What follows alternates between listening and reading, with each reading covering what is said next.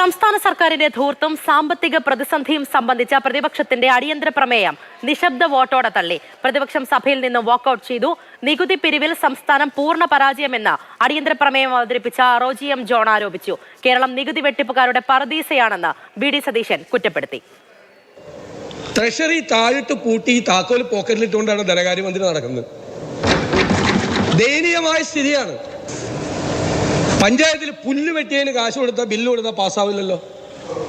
ഒരു ഓട പണിയാൻ കാശുണ്ടോ? ഓട പണിതാൽ ബില്ല് ട്രഷറി കൊടുത്താൽ പാസ്സാവോ? ഒരു ഓട പോലും പണിയാൻ കയ്യിൽ പണമില്ലാത്ത സർക്കാരാണ്. ബോധ്യം വേണം. കുഞ്ഞുങ്ങൾക്ക് ഉച്ചഭക്ഷണം കൊടുക്കാൻ കയ്യിൽ പൈസ ഇല്ല. എന്താ സ്ഥിതി? ഓരോ വകുപ്പിലെ സ്ഥിതി എന്താ? ദേ സപ്ലൈക്കോ, അതേ ഇവിടെ ഇല്ല. സപ്ലൈക്കോ 3 മാസമായി 4 മാസമായി വിതരണക്കാർ സപ്ലൈ ചെയ്തിട്ട് 6 മാസമായി അവർക്ക് പണം കൊടുക്കാനുണ്ട്. 10,500 കോടി രൂപ കൊടുക്കാനുണ്ട്. ട്രഷറിയിൽ പൂച്ച പെറ്റുകിടക്കുന്നുവെന്ന് പറയുന്നത് ശരിയല്ലെന്നും കഴിഞ്ഞ വർഷത്തേക്കാൾ കൂടുതൽ തുക ചിലവഴിച്ചെന്നും ധനമന്ത്രിയുടെ മറുപടി. 2022-23 വർഷം ഡിസംബർ വരെ ട്രഷറിയിൽ നിന്ന് പുറത്തേക്ക് പോയത് 1,21,473 കോടിയാണ് സാർ. എന്നാൽ ഈ വർഷം അത് 1,26,182 എന്ന് പറഞ്ഞാൽ കഴിഞ്ഞ വർഷം ഈ വർഷവുമായിട്ട് വേറെ വലിയ വരുമാനങ്ങളുടെ കാര്യത്തിൽ വലിയ വെട്ടിക്കുറവ് വന്നിട്ടും ചെലവിൻ്റെ കാര്യത്തിൽ കുറവ് വന്നില്ല സാർ. ചെലവ് 4,000 കോടി അധികം പോയി. അല്ലാതെ ഇവിടെ അങ്ങ് പൂച്ച വെറ്റി കിടക്കുകയാണ് ട്രഷറിയിൽ, ഒരു പണിയില്ല എന്നൊക്കെ പറയുന്നതല്ല വസ്തുത. ഇതാ. എന്നാൽ സാർ നമുക്ക് കിട്ടേണ്ട കണക്കുകളുടെ കാര്യത്തിനകത്ത് അങ്ങക്ക് വലിയ സംശയമാണല്ലോ. തോമസ് ഐസക് പറഞ്ഞത് 5,000 കോടി, ഞാൻ പറഞ്ഞത് 4,000 കോടി, പിന്നെ വേറെ കണക്ക് പറഞ്ഞു 57,000 കോടി. സാർ 2 കണക്കുണ്ട് സാർ ഇതിനകത്ത്. കേരളത്തിന് കിട്ടാനുള്ള ധനകാര്യ കമ്മീഷൻ നിങ്ങളെല്ലാം അംഗീകരിച്ച, കോൺഗ്രസ് പാർട്ടി അംഗീകരിച്ച ധനകാര്യ കമ്മീഷന്റെ കണക്കനുസരിച്ച് 1.92 ഇപ്പൊ കിട്ടുന്നതിന് പകരം 3.8 ആയിരുന്നു കിട്ടിയത്. 3.8 ആണ് കിട്ടേണ്ടത് എന്നുള്ള കാര്യത്തിനകത്ത്, അല്ലെങ്കിൽ പെർസെന്റേജ് കൂടുതൽ കിട്ടണം. 3.8ഓ 3.5ഓ 3 ആയിക്കോട്ടെ, കിട്ടണമെന്നുള്ള കാര്യത്തിൽ നിങ്ങൾക്ക് ആർക്കും തർക്കമില്ലല്ലോ സാർ. 1.9 എന്ന് പറഞ്ഞ് കിട്ടുന്നത് ഈ വർഷം 21,000 കോടിയാണ്. കഴിഞ്ഞ വർഷത്തെ 18,000 കോടിയാണ് ഈ 57,000ന്റെ കണക്കിലെടുത്ത്. ഈ വർഷം 21,000 കോടിയാണ്. അടുത്ത വർഷം എക്സ്പെക്ട് ചെയ്യുന്നത് 24,000 കോടിയാണ്. സാർ, ഈ കണക്ക് വെച്ചാൽ ഞങ്ങൾ സംസാരിക്കുന്നത്.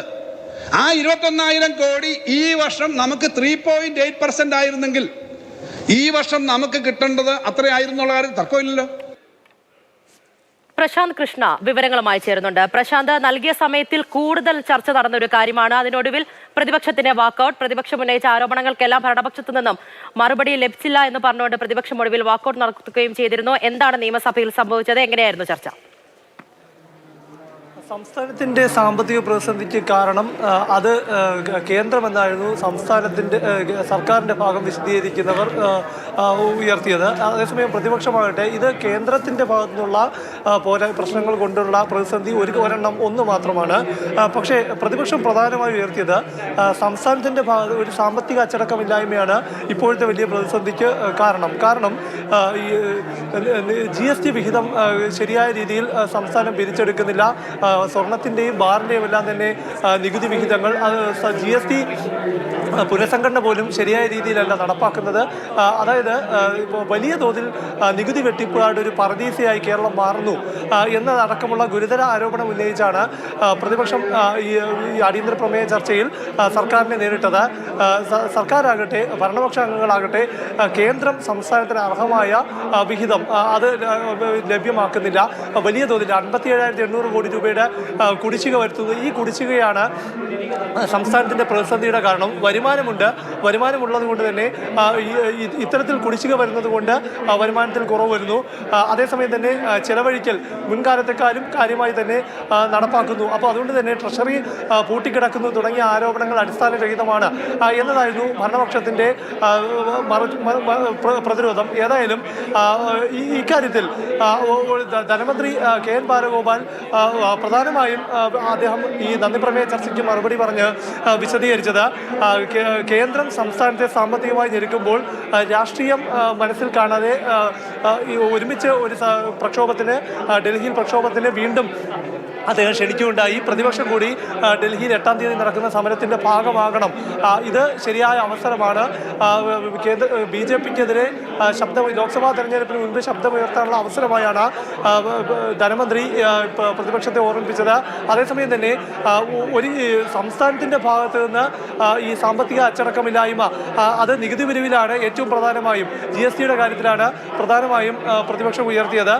അതേസമയം തന്നെ ഈ കേന്ദ്രം GST നഷ്ടപരിഹാരം നൽകുന്നില്ല എന്ന സംസ്ഥാനത്തിന്റെ വാദം ഒരു തരത്തിലും യോജിക്കുന്നതോ പൊരുത്തപ്പെടുന്നതോ അല്ലെന്ന് പ്രതിപക്ഷം ഉയർത്തുന്നു. കാരണം 5 വർഷത്തേക്കാണ് GST നഷ്ടപരിഹാരം നിശ്ചയിച്ചിരുന്നത്.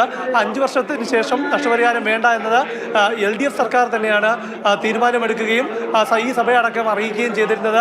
അതിനുശേഷം ഇപ്പോൾ കേന്ദ്രം നഷ്ടപരിഹാരം തരുന്നില്ല എന്ന വിഷയം കൂടി ഉയർത്തി ഇപ്പോൾ സാമ്പത്തിക പ്രതിസന്ധിക്ക് ഒരു കാരണം ഉന്നയിക്കുന്നതിൽ അടിസ്ഥാനമില്ല തുടങ്ങിയ വിഷയങ്ങളാണ് പ്രതിപക്ഷം ഉയർത്തിയത്. ഏതായാലും